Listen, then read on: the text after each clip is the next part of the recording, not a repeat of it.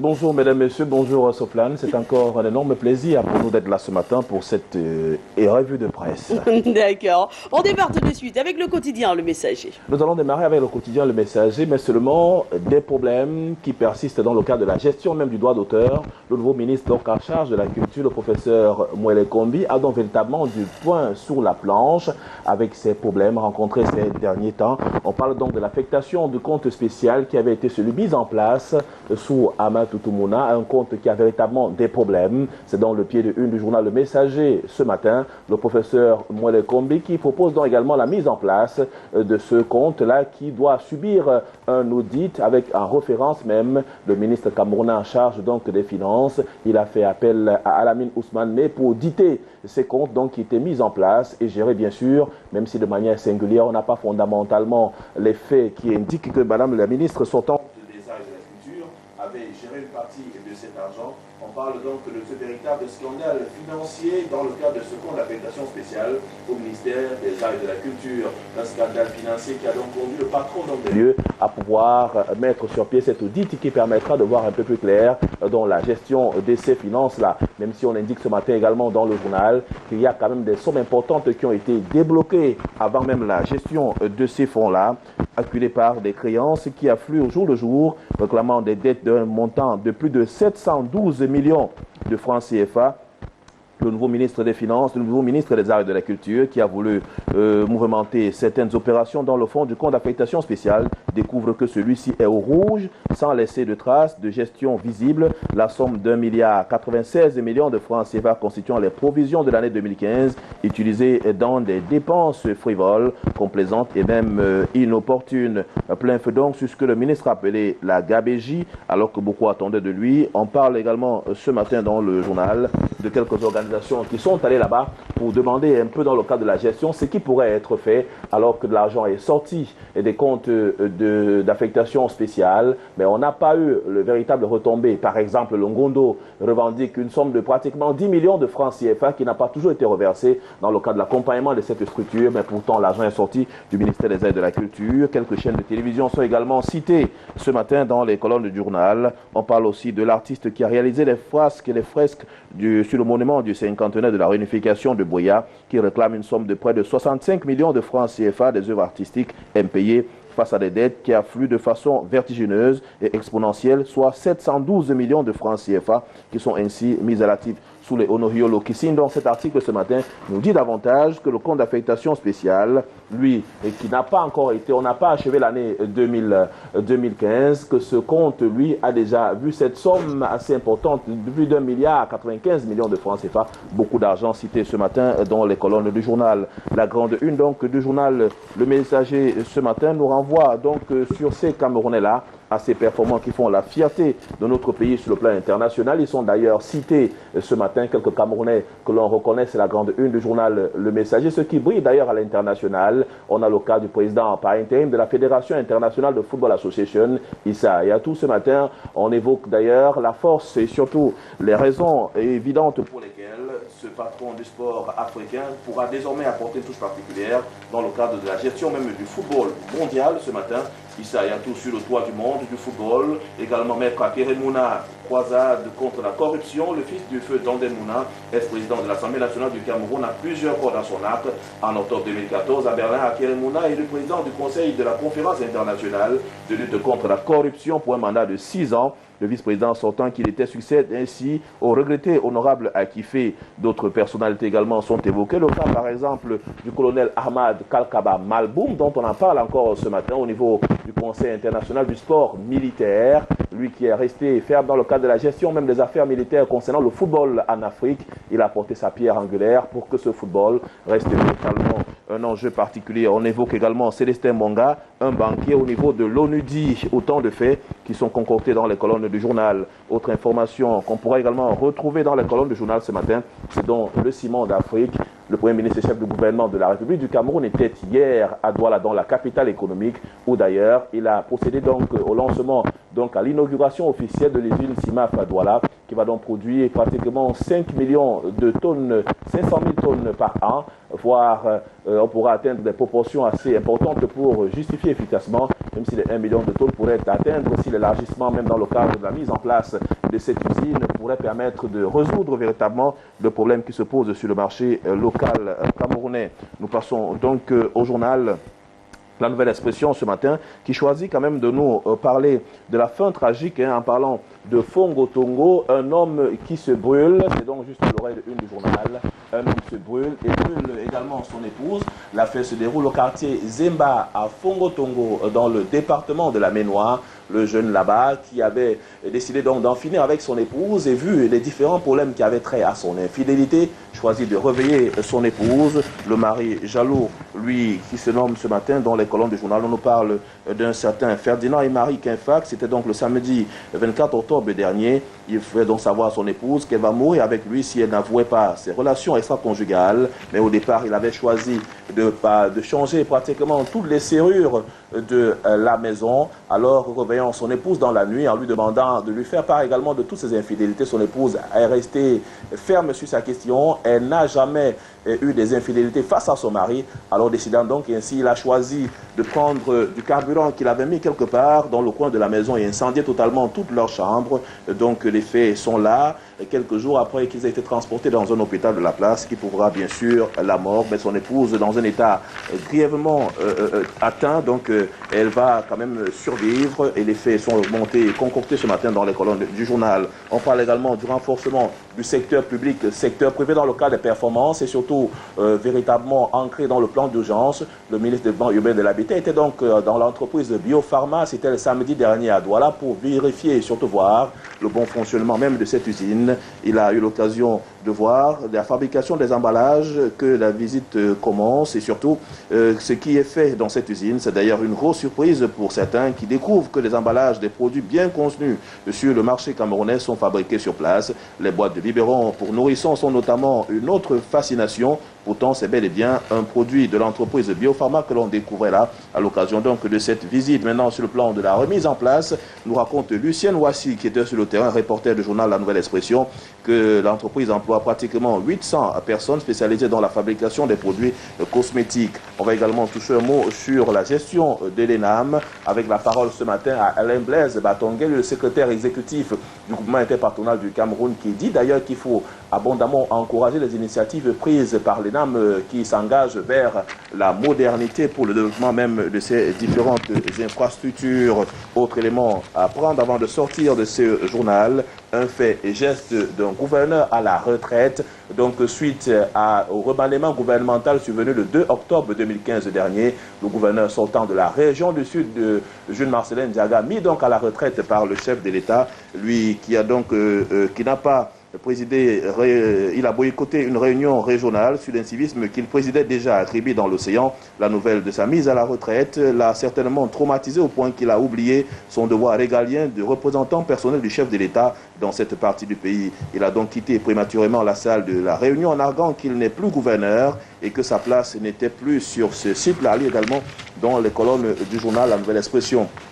L'Opopolis ce matin nous parle quand même du leader de Goliador camerounais, Samuel Eto'o-Fils, qui aurait acheté une résidence du côté des États-Unis d'Amérique, d'ailleurs qui appartenait à l'ambassade du Cameroun et qui l'aurait restitué à notre pays. Samuel Eto'o aurait racheté l'ambassade du Cameroun aux États-Unis d'Amérique. Et puis on pourra également lire d'autres éléments d'information qui nous permettront de comprendre pourquoi est-ce que les États-Unis aujourd'hui s'intéressent à notre pays, le Cameroun, avec l'envoi des soldats et même des militaires, les 300 soldats américains annoncés pour notre pays. Le journal dit que pourtant le pays était contesté pour son autocratie, mais parce que derrière cela, il y a des enjeux militaires fort intéressants, la vente même des armes et bien d'autres appareils qui constituent véritablement la bataille contre les ennemis.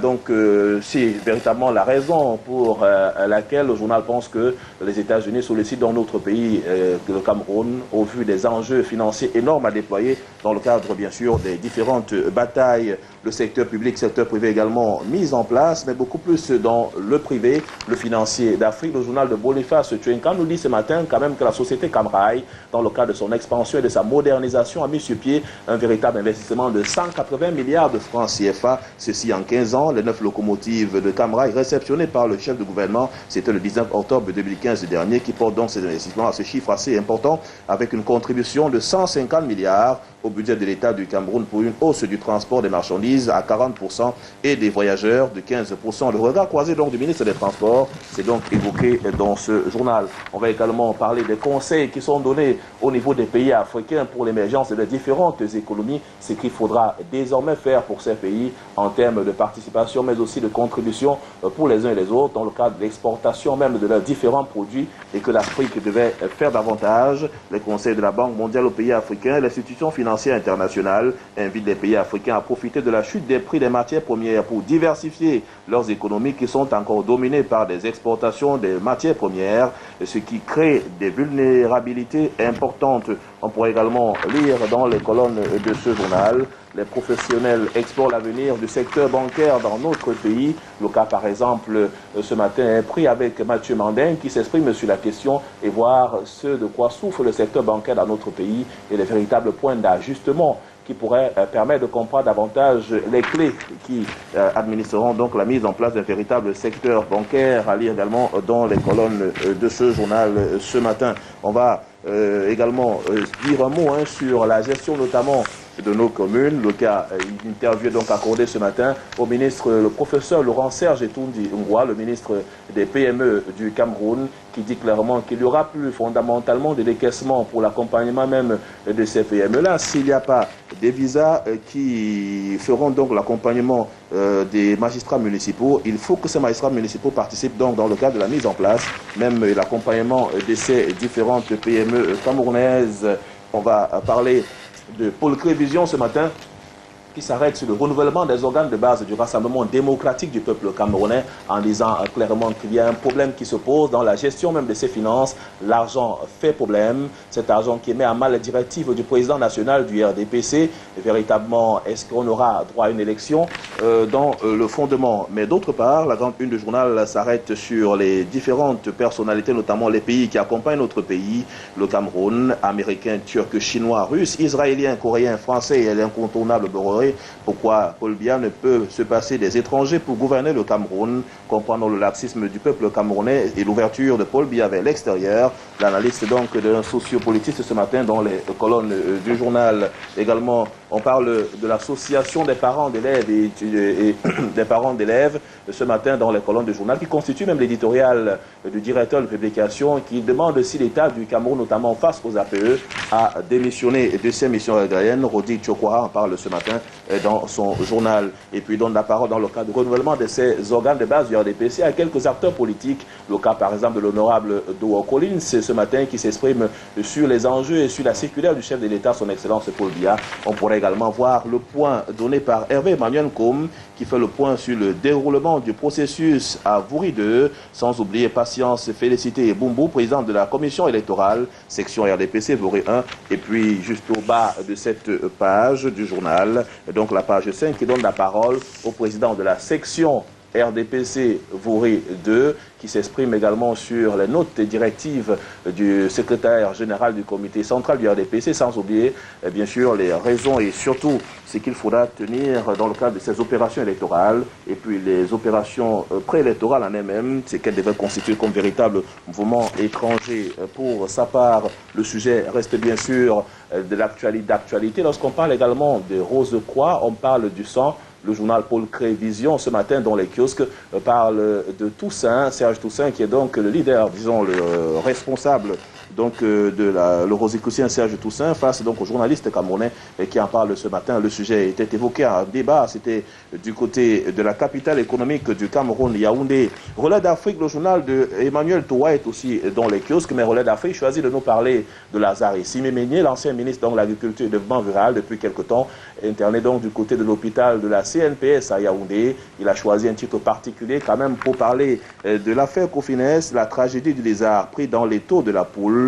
Paul Biya a enfin écouté les épargnants et Siméménié doit répondre d'au moins 3 faits Cofines, Amity Bank et SCT. Les épargnants se frottent les mains désormais face à cette affaire, mais aussi le journal va s'arrêter sur ce remaniement, ceux qui sont partis de la région du littoral, en voyant comment Joseph Betty Assomo, ex-gouverneur, également Ngale Bibé Ernest, l'ancien directeur général de la SOCATU, sont donc véritablement des sapeurs-pompiers au sein du gouvernement de la République. Les faits d'armes dans la région du littoral de ces deux membres du gouvernement nommés le 2 octobre par le chef de l'État prouvent à suffisance qu'ils viennent redresser les départements ministériels dont ils ont la charge et sont des hommes d'action qui sont ainsi mis devant des faits assez importants pour conduire les affaires dans cet arrondissement-là. On va également parler ce matin de la République de Malte dans le cadre de la coopération. On parlera donc de cette République de Malte qui a pratiquement 51 ans.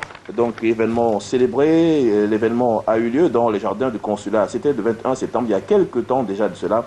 Donc Madame Léonie Bouemba, donc consul honoraire général de la République de Malte à Douala, a eu l'occasion d'inviter et de parler de cette République-là, notamment sur le Commonwealth Forum Business qui se tiendra du 24 au 26 novembre 2015, une délégation camerounaise qui est en train de se préparer pour participer donc à ces assises. On va rester avec ce journal pour revenir à Vouri 2, notamment dans le cadre du renouvellement même de ses organes de base, en parlant de Emmanuel Pongo, qui est donc là-bas l'homme qui est proposé également, qui a fait beaucoup de choses pour le compte du Rassemblement démocratique du peuple camerounais. Justement, on indique qu'il s'agit pour lui du candidat du peuple, sans oublier l'OFRDPC Vouri 2, Fampou Denise, une longueur d'avance. Les prochains renouvellements viendront confirmer le bien que tout le monde pense de l'actuelle présidente de la session OFRDPC Vouri 2. D'autres faits également sont à lire dans le journal Relais d'Afrique. La détente libre choisit de nous parler ce matin des affaires tout autour du milliardaire camerounais Fotso Victor, avec un titre à la grande une journal La Détente, en parlant de l'ancien footballeur international camerounais Jérémy Solène Ditap. La une de ce journal nous en dit long dans le cadre bien sûr de ces affaires. Il s'agit pour quelques responsables d'un véritable coup de tonnerre. Jérémy Nditap rachète l'empire Fotso. Le journal nous dit d'ailleurs ce matin que c'est une véritable garantie. Jérémy Solène Nditap qui est donc acquéreur d'une grande famille, d'une grande partie donc du patrimoine même de ce milliardaire de Banjoun et que désormais son épouse est donc considérée comme la véritable administrative dans le cadre de la gestion de ces biens-là. Mais la fracture, on parle de la fracture qui est désormais très visible au sein de la grande famille Fotso Victor ce matin, après bien sûr les déballages dont quelques journaux ont l'occasion de lire un peu plus de détails. Le journal revient également sur la visite dans la capitale économique donc du ministre du Ban urbain et de l'Habitat, Jean-Claude Mbouenchou, qui était à Douala dans le cadre de la mise en place et surtout du respect des procédures du plan d'urgence. Il est allé donc visiter l'usine Biopharma. D'autre part, nous restons dans la région du littoral pour parler du grand retour du tout nouveau gouverneur qui sera donc installé la semaine prochaine, Ivaha Dibois. C'est un retour donc aux sources, celui qui connaît déjà la capitale économique du Cameroun. Il a acquis le siège le plus convoité par les 9 gouverneurs des régions du Cameroun. C'était donc suite au décret signé du chef de l'État. Le journal de Faustin Dikam étant dans les kiosques par lequel nous sortirons ce matin, la Tribune d'Afrique nous parle de cette cabale véritablement engagée depuis quelque temps contre le ministre des Transports du Cameroun, Edgar Alain Ebengo. Une cabale qui s'est déportée même dans les médias. Les masques tombent, l'un des détracteurs du ministre des Transports se dévoile, passe aux aveux et présente des excuses à toute la famille Bebengo. Une lettre à lire absolument qui resignifie, renseigne et édifie sur les méthodes utilisées par les Kidam pour ternir l'image de hautes personnalités au Cameroun. C'est donc également à lire dans ce journal, dans cette publication où est passé le Conseil national de sécurité du Cameroun. Le journal pose donc la question à la forme interrogative ce matin, en indexant d'ailleurs ses responsables qui devraient davantage travailler face à la situation sécuritaire quelque peu critique que traverse d'autres pays, le Cameroun dans le septentrion. C'est donc également à lire dans les colonnes du journal. Et puis on pourra aussi voir comment quelques personnalités qui pourraient être rattrapées par l'opération et permet une réflexion du journal ce matin qui en parle abondamment dans ses publications, accords et traités secrets qui appauvrissent le Cameroun. C'est à voir depuis l'époque coloniale. Retrouvez simplement toutes ces informations dans le journal Relais d'Afrique de Faustin, dans le journal de Faustin Dikam, Tribune d'Afrique. À demain, madame, et merci pour tout. Merci beaucoup Serge Bandier. À demain pour une autre revue de presse. Nous mettons maintenant le cap sur Yaoundé. Question d'y retrouver une charmante dame. Elle, c'est Karel Mezatia. Qu'est-ce que vous avez relevé pour nous ce matin, Karel? Bonjour.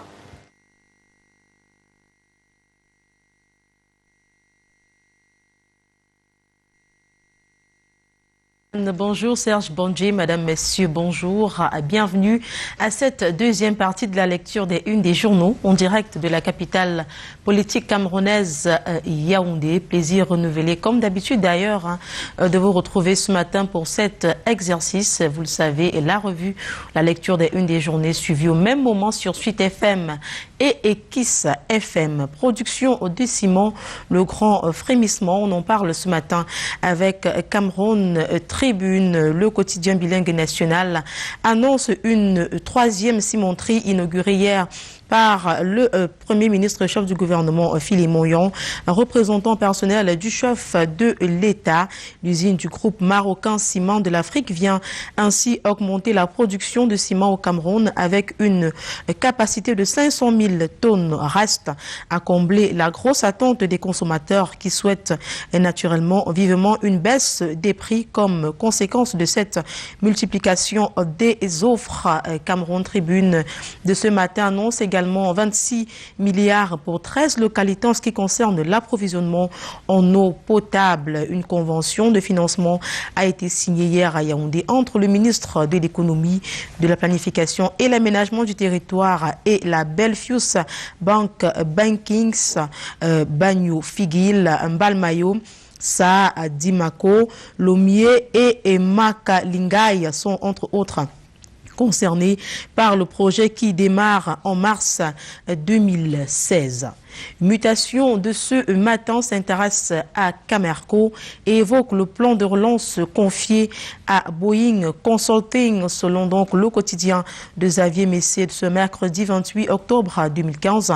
Le chef de l'État a donné son accord le 9 octobre dernier pour le recrutement de ce consultant. La procédure de sélection d'un cabinet d'audit engagé par le ministre des Finances va néanmoins se poursuivre vers une sortie de crise.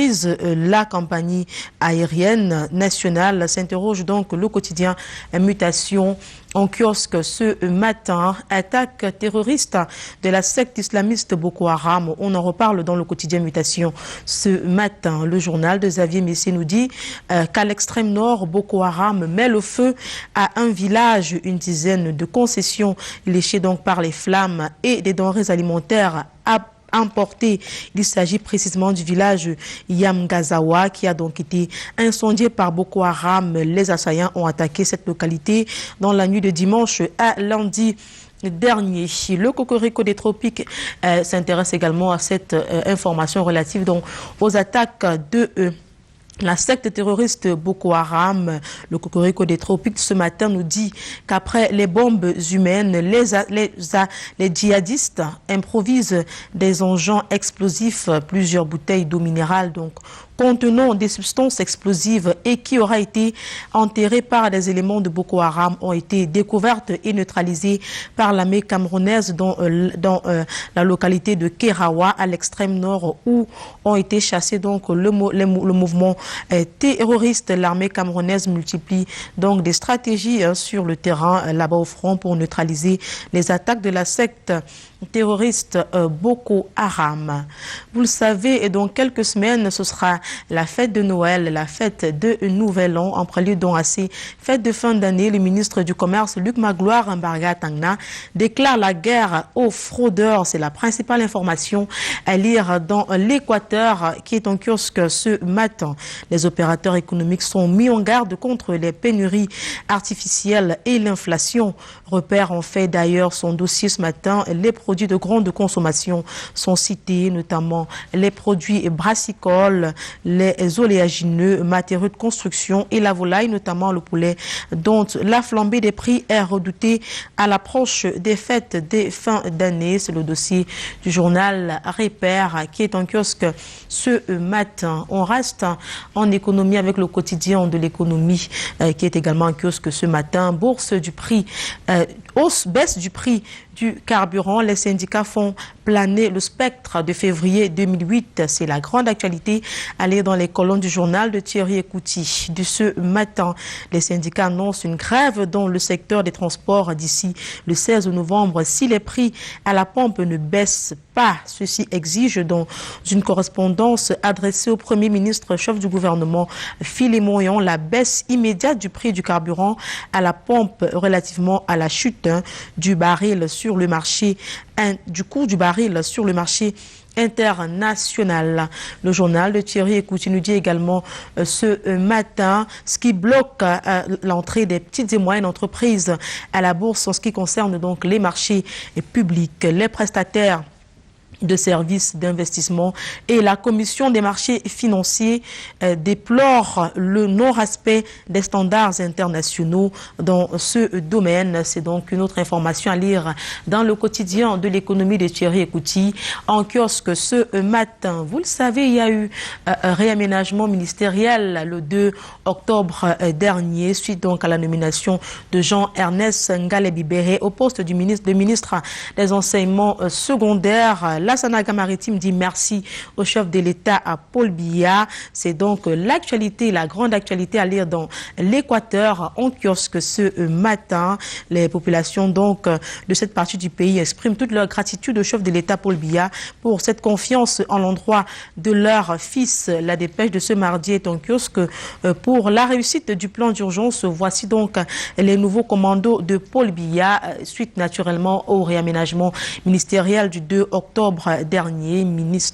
La ministre Minette Libom qui est au poste et télécommunications est citée ici comme une femme au débit de compétences.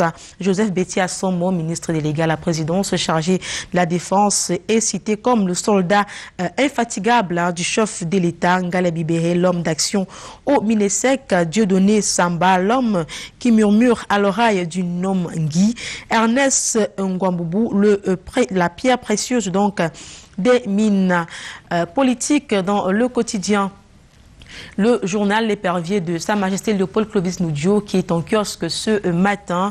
Renouvellement des organes de base du Rassemblement démocratique du peuple camerounais. On en reparle dans ce journal. Des mercenaires veulent liquider Jean Kueté. C'est le titre qui barre la une de Sa Majesté Léopold, du journal de Sa Majesté Léopold Clovis Nudio en kiosque ce matin. Le secrétaire général du comité central du parti au pouvoir est la cible des réseaux obscurantistes qui foulent aux pieds les instructions du président national dans le cadre des opérations en cours. C'est le journal L'Épervier qui le dit ce matin. La cabale médiatique savamment orchestrée contre le secrétaire général donc vise à le détrôner de son piédestal. Mais Paul Biya n'est pas dupe, annonce donc le journal de Sa Majesté Léopold Clovis Nudio qui est en kiosque ce matin, toujours en politique relativement au renouvellement des organes de base du Rassemblement démocratique du peuple camerounais. La tribune du Grand Sud nous donne ce matin la leçon de démocratie qui vient d'Olanguina. C'est donc le titre qui barre la une de la tribune du Grand Sud en kiosque ce matin, alors que tout le département de la Meufou et à Famba bouillonne à la recherche d'éventuels candidats devant assumer le rôle de président de section. L'arrondissement d'Assamba opte pour le consensus et choisit son candidat à l'unanimité. Et décryptage donc dans le journal La Tribune du Grand Sud qui est en kiosque ce matin. On reste en politique avec l'immigrant et qui est également dans les kiosques ce matin et qui évoque aussi l'actualité relative au renouvellement des organes de base du Rassemblement démocratique du peuple camerounais.